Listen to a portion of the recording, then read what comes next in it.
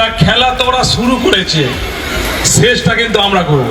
তাই পিকচার আবি বাকি মেরা दोस्त। ये जहांगीर के घर वाले भी खड़े हैं, उसको बता देना कायदे से।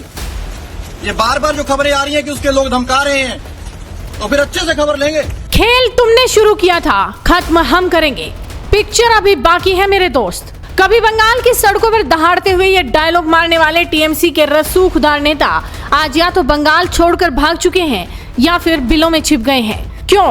क्योंकि बंगाल में अब दीदी का राज नहीं बल्कि शुभेंदु अधिकारी की सरकार आ चुकी है। वो सरकार जो उत्तर प्रदेश के योगी मॉडल पर काम करते हुए गुंडों और माफियाओं का हिसाब करने के लिए जानी जाती है। शपथ लेते ही बंगाल के नए नवेले सीएम शुभेंदु अधिकारी सुपर एक्शन मोड में आ चुके हैं। आखिर बंगाल में रातों रात कैसे बदल गया पूरा खेल और कैसे यूपी के सिंघम आईपीएस अजय पाल शर्मा अब बंगाल के माफियाओं की नींद उड़ाने वाले हैं। चलिए आपको बताते हैं पूरा मामला।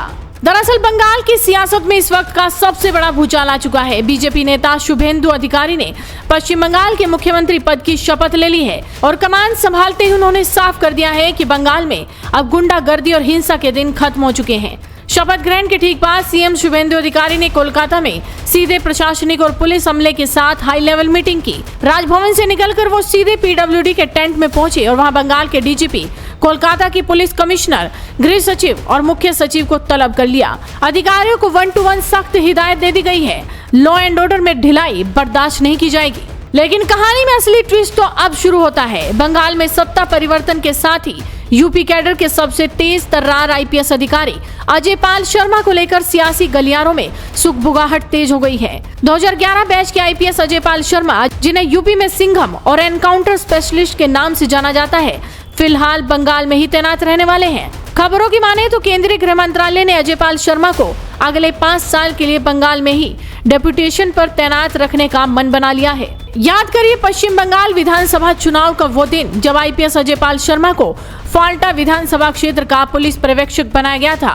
उस दौरान अजय पाल शर्मा ने टीएमसी के हैवीवेट और दबंग नेता जहांगीर खान की आंखों में आंखें डालकर उंगली दिखाकर ऐसी चेतावनी दी थी कि पूरा वीडियो सोशल मीडिया पर वायरल हो गया था।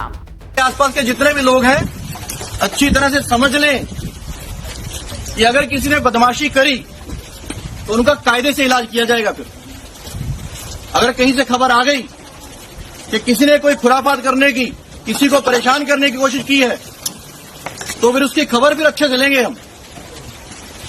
ये जहांगीर के घर वाले भी खड़े हैं, उसको बता देना कायदे से। ये बार बार जो खबरें आ रही हैं कि उसके लोग धमका रहे हैं, तो फिर अच्छे से खबर लेंगे, फिर बाद में रोना पछताना मत। इस पर टीएमसी की फायर ब्रांड नेता महुआ मोइत्रा भी भड़क गई थी। उन्होंने अजय पाल शर्मा की कुछ पर्सनल डांस वीडियोज शेयर करते हुए तंज कसा था कि बंगाल में हीरोपंती नहीं चलेगी। इतना ही नहीं, खुद जहांगीर खान ने भी धमकी भरे लहजे में कहा था कि खेल तुमने शुरू किया है, खत्म हम करेंगे। पुष्पा स्टाइल में ये भी बोला था कि हम झुकेंगे नहीं। खेला तो ওরা শুরু করেছে, শেষটা কিন্তু আমরা করব। নিজেকে সিংহ মনে করে সিনেমার আর্টিস্টে, আমরাও পুষ্পা, झुकेगा नहीं।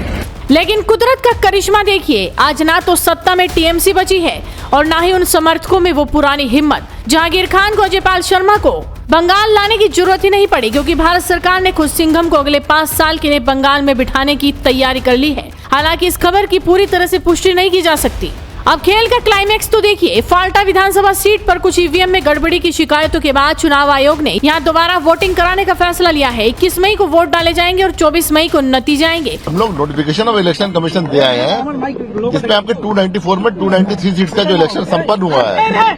एक फाल्टा का तो आपका रीपोल होगा 21 तारीख को। और सबसे मजे की बात, इस बार भी फाल्टा सीट की सुरक्षा और निगरानी का जिम्मा किसी और के पास नहीं बल्कि सीधे आईपीएस अजय पाल शर्मा के हाथों में है।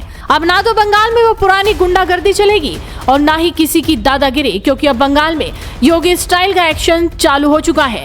गुंडों को सीधे घर से उठा लिया जाएगा। ऐसे में आप इस पूरी खबर पर क्या सोचते हैं? क्या बंगाल में योगी मॉडल लागू होने से वहां की कानून व्यवस्था सुधरेगी? अपनी राय हमें कमेंट कर जरूर बताइए। साथ ही इस वीडियो को शेयर कीजिए और जुड़े रहिए हेडलाइंस इंडिया के साथ।